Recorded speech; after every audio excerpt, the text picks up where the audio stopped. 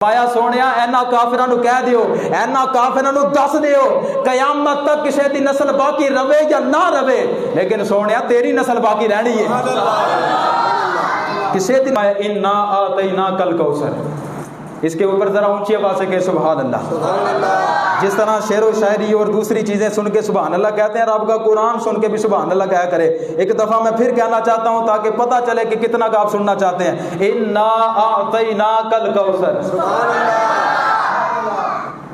अब जरा तवज्जो करना, ये आयत पाक उस वक्त नाजिल हुई थी जब नबी पाक सल्लल्लाहु अलैहि वसल्लम के शहजादे पाक आपका विसाल हुआ, तो जो काफिर थे ना वो बड़े खुश हुए और उन्होंने ना आपस के अंदर ये मशवरा किया। तवज्जो से बात सुनना, उन्होंने आपस के अंदर मशवरा किया, अब कोई भी जनाब मोहम्मद को तंग नहीं करेगा, कोई भी उनके साथ झगड़ा नहीं करेगा।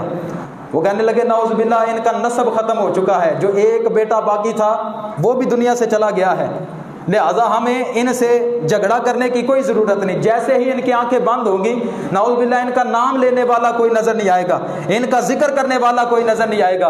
लेकिन मैं यहाँ एक धीमे लहजे में जुमला कहना चाहता हूँ ताकि हर बंदा लुत्फ लेगा।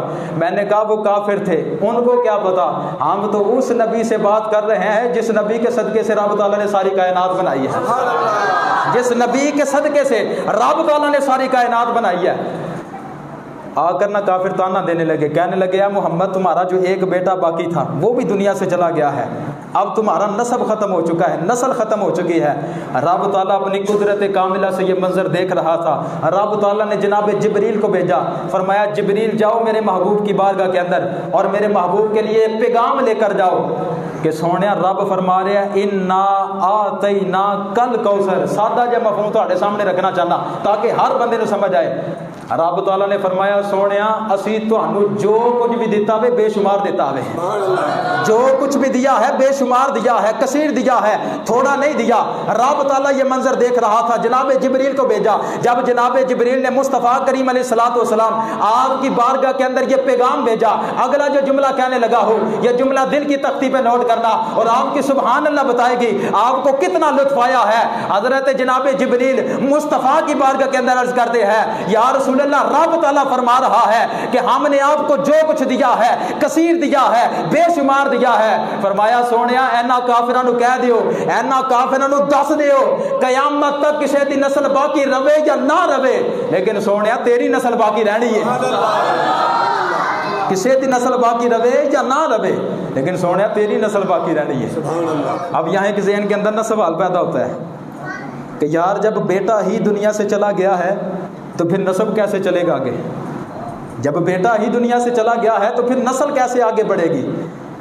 यहाँ मैं जो जुमला कहना चाहता हूँ ये जुमला भी बड़ा लुत्फ वाला है, तवज्जो से सुनिएगा। चलो धीमे लहजे में कह देता हूँ और आपकी सुभान अल्लाह बताएगी कि आप कितनी मोहब्बत लेकर बैठे हैं। सवाल ये पैदा होता है कि यार जो हजूर पाक का तीसरा बेटा था, पहले दो विशाल फरमा गए थे, तीसरा बेटा वो भी दुनिया से चला गया। अब रब ताला फरमा रहा है कि सोने ना काफिरां नूं दस दिओ कि क़यामत तक किसी दी नस्ल रवे या ना रवे, लेकिन मुस्तफ़ा दी नस्ल बाकी रवेगी। तो यार जो तो नस्ब खत्म हो गया, नस्ल खत्म हो गई है, नस्ब आगे कहीं चलेगा? मैं जुमला जड़ा कहने लगा, देखो अरे बड़े यहाँ तो लोग पता क्या कहते हैं, वो कहते हैं हमारे नबी की शान तो ये है नाउज़ बिल्लाह रब की बारगाह में तरले डाले तो रब मानता कुछ नहीं है। रब हमने जिस नबी का कलमा पढ़ा है उसकी शान ये नहीं कि वो रब की बारगाह में तरले डाले और रब माने ना। मैंने कहा हमारे नबी की शान तो ये है जो निगाह उठाए तो काबा बदलवा दे, जो सर झुकाए तो उम्मत बख्शवा दे, जो सर झुकाए तो उम्मत बख्शवा दे। अब रब ताला को अपने महबूब से प्यार कितना है, रब ताला ने ना अपने महबूब के फरमान के मुताबिक कानून ही बदल दिया।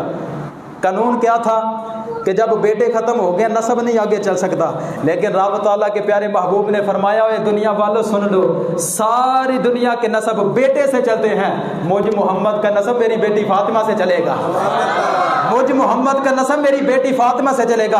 अब ये जो मैंने जुमला आप अहबाब के सामने रखा कि क़यामत तक औलाद मुस्तफ़ा बाकी रहनी है, इसके ऊपर हदीस पाक भी सुनाना चाहता हूँ। अगर सुनना चाहते हैं तो ऊंची आवाज़ से कहे सुभान अल्लाह।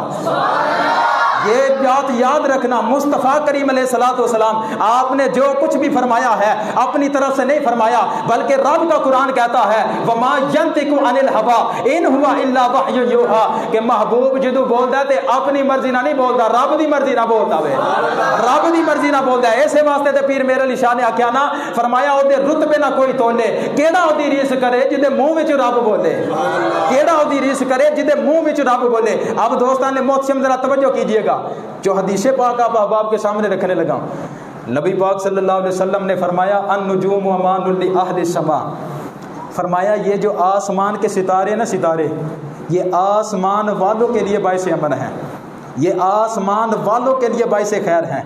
اگلا جملہ سننا، فرمایا وَأَهْلُ بَيْتِ أَمَانٌ لِأُمَّتِي، فرمایا میری اہل بیت اس امت کے لیے باعث امن ہے، میری اہل بیت اس امت کے لیے باعث خیر ہے۔